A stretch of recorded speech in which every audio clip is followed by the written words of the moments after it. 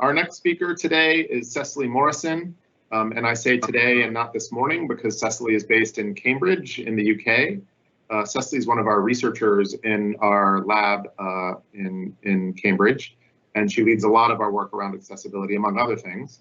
And today, Cecily is going to be talking to us about rethinking the accessibility research problems that we tackle. Cecily, the floor is yours. Thanks very much. Can I just check that I can be heard? Yeah, we hear you loud and clear. Great. Yes, well, it's good evening for me, good morning, good afternoon for those of you, depending on where you are. And I'm going to be talking about what does access mean, so rethinking accessibility research problems that we tackle. Now, in my day job, with my day hat on, I'm a principal researcher at Microsoft Research in Cambridge, and I led the team that created CodeJumper, which is a physical programming language for teaching basic computation and basic coding skills to children ages 7 to 11, regardless of their level of vision. However, today I'm here in quite a different hat. I'm here as a parent, and specifically the parent of a blind child. So I have some pictures on my screen. The first one is a young blind girl who's learning to code. She's learning about selection statements using CodeJumper. And on the right-hand side, this is my parent role. I'm taking my 3-year-old son, his massive cane, and of course his musical octopus, off to London. And what I'd really like to do today is to try to bring some of those experiences that I've had as a parent of a disabled child and reflect on how they've really shifted my view on how I do my own research and what research problems I think really need tackling. I'd like to start with a story of the first experience I had as a research participant as opposed to a researcher, which I'd already been for many years. And in the picture that you see there, that's me with my 4-month-old baby. He's sitting in my lap, he's reaching out and touching my chin. And I think like every mother, I was completely besotted with my child, totally high on the smiles. He smiled all the time. And I really didn't care that he was born without eyes. But I was determined that while his life might be different, that he should have no disadvantage because he was born totally blind. So as a researcher, and that sort of like inclination to know things, I just read everything I could find when he was little. Blog posts, research articles. I even snuck into the university library to access things that were only in print. And when I found a research study that was focused on determining the best ways to support development in blind babies, it was run by the Centre for Development for Blind Children in the UK, I signed up straight away. So we had our first research visit when my son was 9 months old, and as he is in this picture you see on the screen, he's sitting in the garden enjoying the sun with his sensory toys, and he's smiling, something that he has done pretty much his whole life. So the researcher came. She was also a young mother. She was very kind. She understood about babies and the things that kind of they do and don't do. But besides her being very nice, things didn't go very well at all. Ronan just decided he didn't want to participate, and he did nothing that she asked him for. She was with us for nearly 2 hours, but we didn't really manage very much. But I have to say, as the hours were going past, I was getting really confused by what we were being asked to do, and all these kind of exercises like taking a block out of a cup. And I was thinking, why does that matter? But more importantly, I was like, why would you do that with a blind child? This is a small plastic cup, dull wood block inside. It's completely uninteresting in my experience that I'd had with my blind baby to that point. And I suggested that perhaps you should put a big marble in a metal cup. I mean, it looked more or less the same exercise to me, and it would be much more motivating and nicer sound. And she said to me, well, the measures are standardized and they really couldn't be changed because these specific exercises have been normed against normally developing sighted children. So as a result, after those 2 hours, we left with Ronan being marked as being incapable of doing any developmental exercise whatsoever.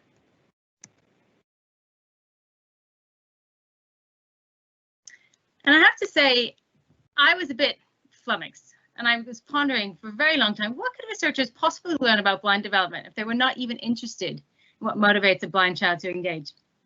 And then I was thinking, well, my baby's not even a year old, and he's already being expected to act like a sighted child, and he's going to be judged accordingly. And this research is going to guide me in how I'm going to raise my blind child.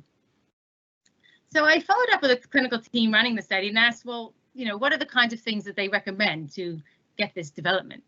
And I was told that, well, they had a really strong correlation between meeting milestones and development, but they really didn't know about how activities could be adapted.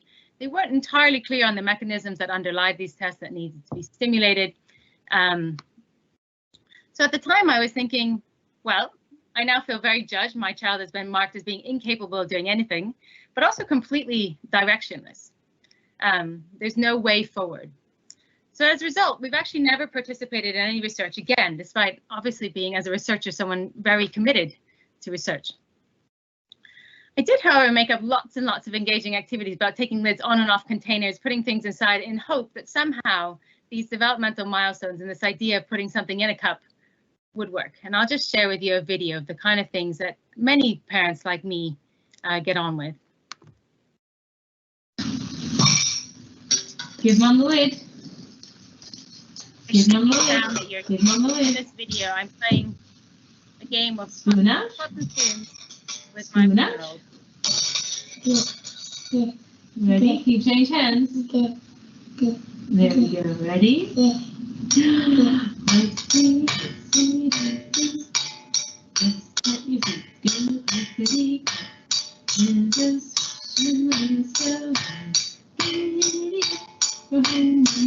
the pot. Lid on. Lid off.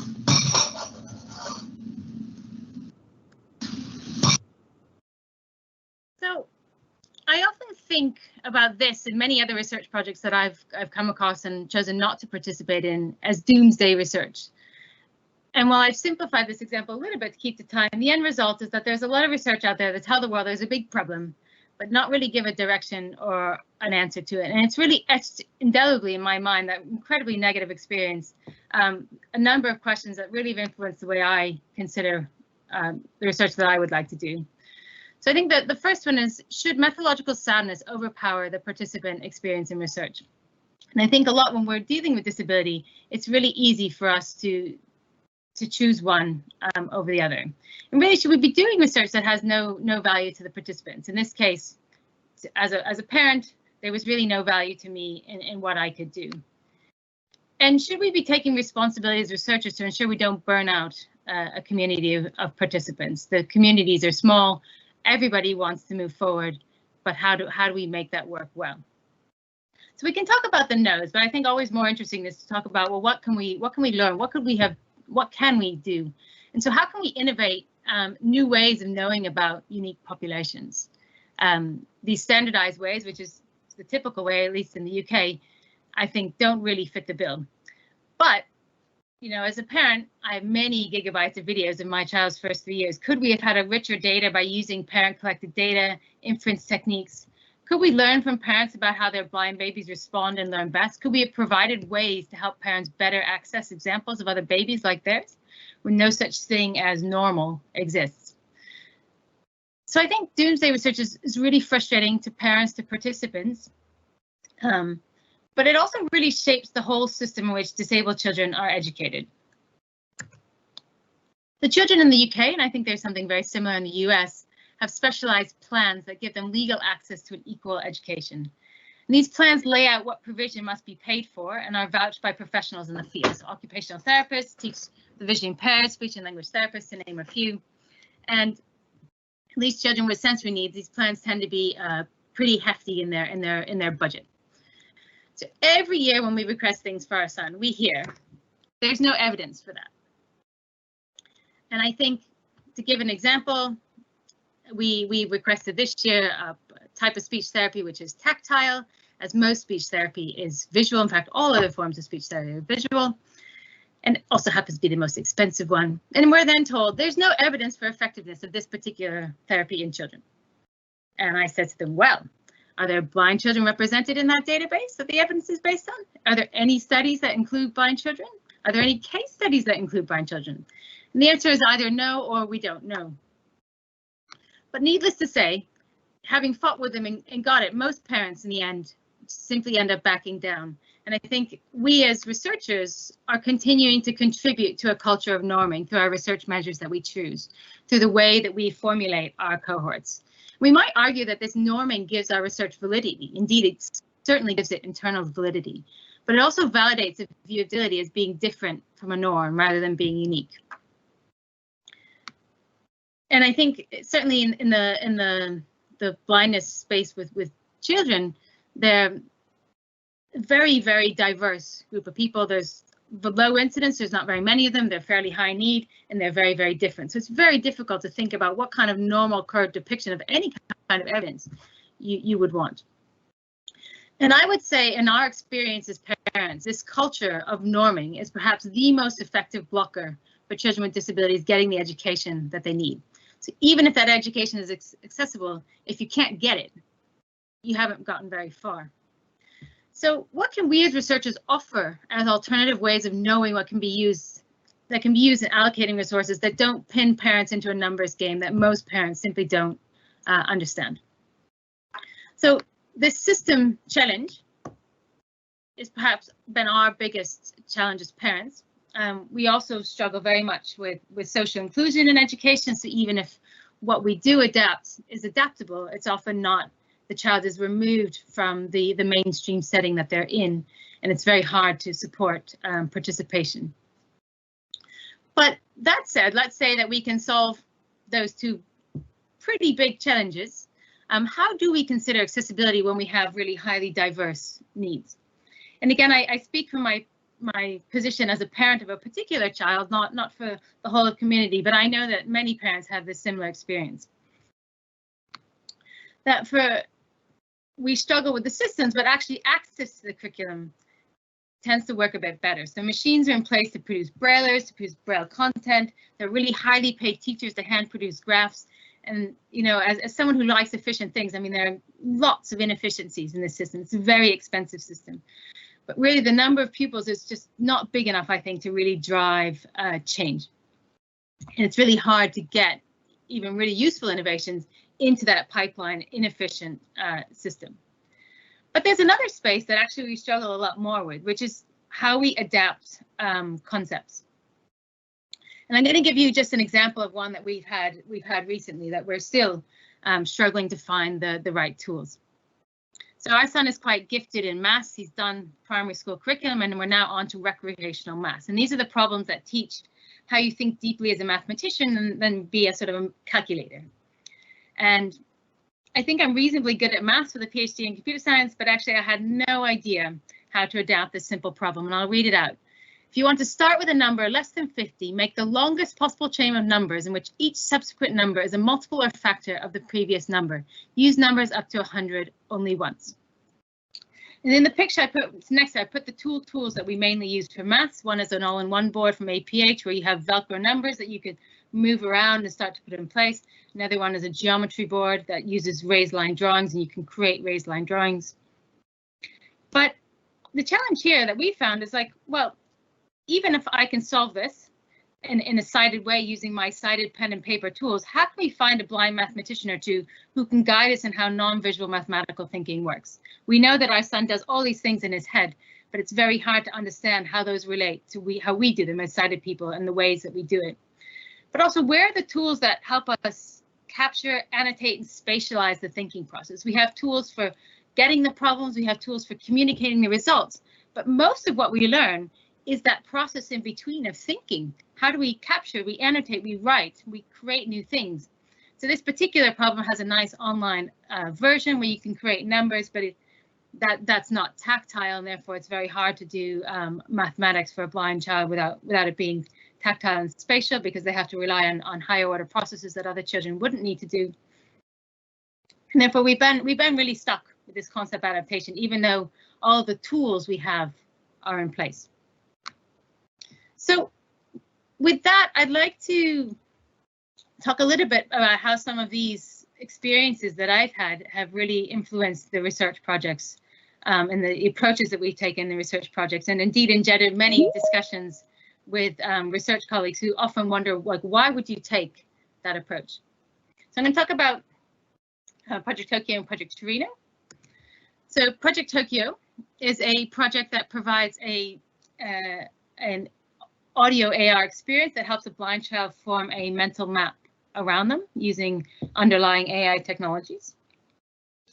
And we found that this tool, we're starting to use it to support social interaction and really building up those social interaction skills, because well over half of children who are born blind exhibit many behaviors that look like autism because they really struggle to build up those quite visual communication skills.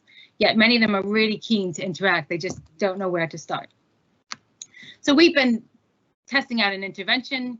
We looked at all the standardized measures for measuring the effectiveness of that interaction.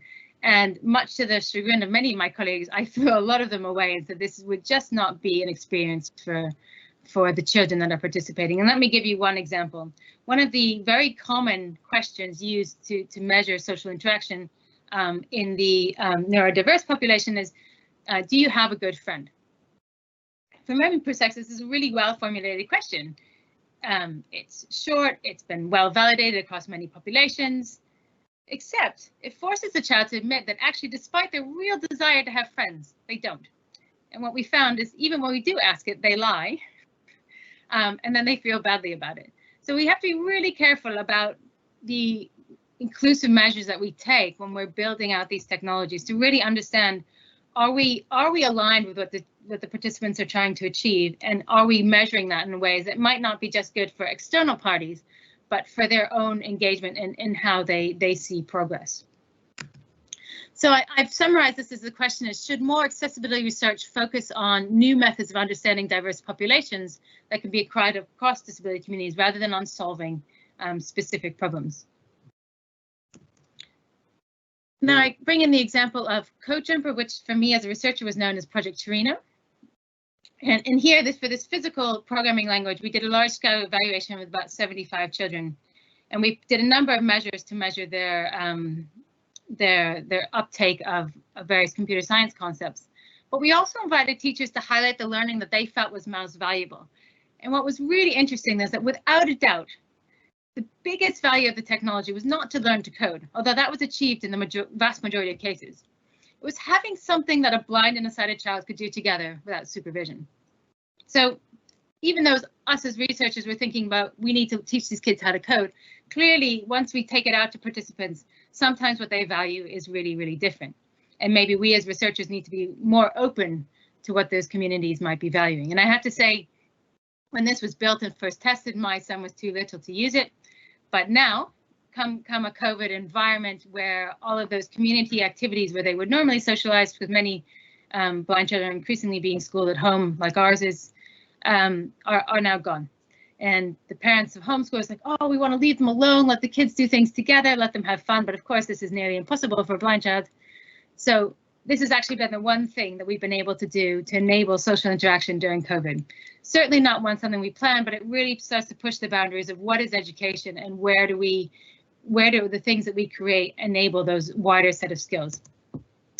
So I would put that into more concisely, is educational access about adaptive curriculum, or should we be thinking much more broadly about the facets of education that we make accessible? And just for a final example, in formulating a CodeJumper, we also realized quite quickly that giving access to a coding environment was simply not going to be enough to real learning to take place for the vast majority of the blind and low vision children that we'd worked with in our user studies. And we really needed to think through how concept building was going to take place across this site spectrum. And working from the literature, the emphasis in a lot of the literature was really that understanding code execution is critical to progressing programming skills. This is something that we focused on and thinking about how do what we deliver build up this concept of how code is executing. And I'll show a video in a minute of a student who's just really learning to connect the program output with the statement that he's created. And for me, again, a lot of what we can do is we can make it accessible, but it becomes much more useful if we can also think about how we make the conceptually accessible, not just in terms of accessing what everybody else is accessing. So I'll play this one video. 1, 2. So follow them around. 3. Back to the loop. 2. Bit quicker with your hands. 3. 1. It's getting ahead of you, isn't it? 3. And in this video, as he's following these pods around as they're reading out, each one is a different number that he's following around in this loop. we can see at the beginning he didn't really get it, and that's the case of most children. And then he really starts to connect it, and we found that that's one of the key moments in which children then can go on to build quite complicated structures in the code once they're able to connect those two things. So it's something we've thought quite a lot about. Oops, is our video going again? So I just again pose the question: how do we make scalable approaches to concept adaptation? So I'll leave you with those three questions, and I hope it's been a journey for me as a parent to bring this into my research, and I hope it may be useful as some of you take your research hats on and take this off into the world. I've been really grateful to be hear the report backs from the feedback session and just how deep the thinking is in trying to progress this forward. Thanks very much. Thank you, Cecily. I have a couple of questions for you. Could you say a little bit about why Microsoft is doing this kind of research? I mean, it's so clearly important, but some people might perceive a disconnect between your research and what they think of when they think of Microsoft, which is typically a company that likes to provide technology solutions for big companies. Can you say a little bit about that journey and you know, why you're empowered to do this kind of thing? Sure. So I guess that those journeys have been different journeys, but in the case of Project Torino / Code Jumper, I think we as a company are very committed to computer science education. And when we presented the fact that there was a big hole here, people went, oh yes, that's very true. But I think it's also been a blessing to be part of a research institute when there are so many different disciplines really rubbing shoulders side by side. This project really came about because we had a lot of kids in, we were trying to do outreach, we really wanted to solve a problem, and we realized we couldn't. And lo and behold, we seemed to have a team over lunch that went, well, I can do this, and I can do this, and I can do that. So I think partly the environment also enables such stimulation, which is a lucky place for me to be. But I think some of the other work that we've done, particularly in the AI space, is that people with disabilities are often early adopters of technologies, and they're great ways through an inclusive design approach to really help us drive innovation and change that's inclusive from the beginning, and also helps us think differently for the mainstream. And we found that what we build for people with disabilities often helps us reimagine experiences that we might otherwise been a little bit stuck in our ruts for otherwise. Great. Okay, we have a question from the audience. What's the biggest lesson you've learned from Torino moving forward in your own work? You sort of hinted at the social aspect in both Code Jumper and Torino. So I'm wondering if the social side is a good driver to answering some of your thoughts. I'm just trying to process all the little bits of that question. Yeah. So let me give it a go and see if I haven't quite gotten it. Sure. What is the biggest lesson that we've learned from Torino? I don't know if it's the biggest lesson, but certainly too, as you allude to, the ways that we integrate students together has become more and more on my mind as we've watched how this happened, and we've watched how teachers are really value something that they can do to enable the social experience of children, the social learning experience. They, at least in the blind low vision space, a lot of them use so much equipment that they have, and they have so much TA support that they have so few joint educational experiences. So perhaps that's not something, it's always something we valued from the beginning, that it would work in a mainstream classroom, it wouldn't be isolated, but I don't think I had put as much emphasis on it until I really saw how that was working in process, and the number of teachers that came back to us in very, very different settings, from sort of high resource prep schools to very low resource schools in the poorer parts of the UK. They were all using it as a way to enable independent interaction with others. So it's definitely been something that, and just as a personal experience, perhaps education is essential. You cannot move forward without education. But at the same time, a lot of our education is how we communicate and engage with others. And if you don't have opportunities to learn that, then it will be hard, even if you have the best math skills in the world, to really participate in the world that we live in now, and certainly our children will grow up to live in. Great. Okay, we've got one more question, and it's a long one. So there's some questions and some statements in there. So you get to decide which parts of this question you want to respond to. Thank you so much for elucidating some of the most vexing issues in accessibility research. Can you comment about something I believe your earlier slide suggested, but wasn't highlighted in the accessibility research statement? It often seems to me that in education, there are concepts of linearity in terms of having to master certain skills first and only then progressing to the next skill. As a parent of a PWD and speaking to other parents, I find that the system will not allow students to approach certain skills through alternate pathways. As researchers, how might this allow us to reimagine paths to skill building among children with disabilities? That is a long question, but it's a really good one, and it's one that I've thought a lot about in my personal circumstances as well. So yes, I didn't do the full story of that first thing. We did look into it a lot more as parents because it was something that absolutely shocked and abhorred us. But it turns out that blind children, indeed, in studies done in the States, take rather different pathways through development, and that those linear pathways don't really make a lot of sense. The one thing that we found to be really important and really tricky in an educational setting is if the class is moving at a linear pace and you don't have a way to be outside that class, that's when kids start to fall behind because they don't have the same opportunities to develop those skills at a different time point. So I think from a research point of view, we can start to think about how can we, and I think computer science is a great place where this is already being done. How can we have kids that are learning on different levels and have that space for that open learning that's not in such a completely linear path? Like math tends to be a very linear path, and if you're not in the bits, then it's really hard to fit into the any kind of curriculum unless your child is completely outside the curriculum. Whereas computing, I feel like we tend to be more project-based, there's a lot more creativity space, and so you can really help push on people's skills, but perhaps those working in the curriculum space might be thinking about how do you enable teachers to really be able to push on different strengths in different ways. Just as a final comment, and from my own experience, we have a very gifted child in maths, but his verbal skills are very poor. He's fluent in Braille, he's fluent in writing, but he's not very fluent in speech at all. And so we were told that he wasn't capable at all.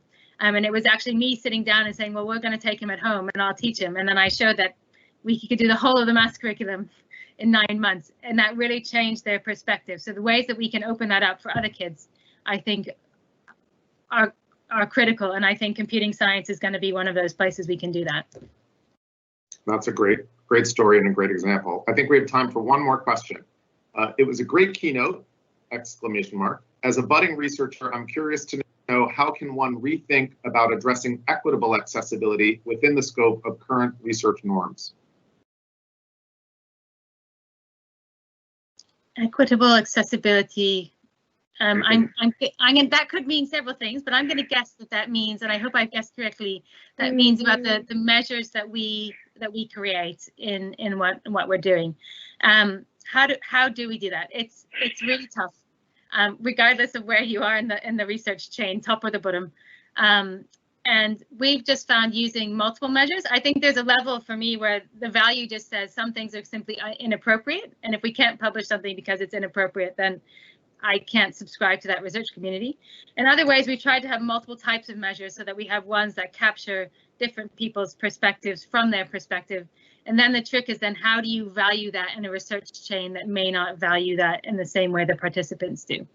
And it's tricky, but I think often the more we think about the way we think about the world, the more we find ways to make that happen. I wouldn't say that it's something that one just flips a switch and says, I can do this now, but it's a continuing journey that we take and we bring our communities along with us. Great. Thank you, Cecily. I'm excited to see where your research takes you. And thank Thanks you for much, finding time to speak with us today.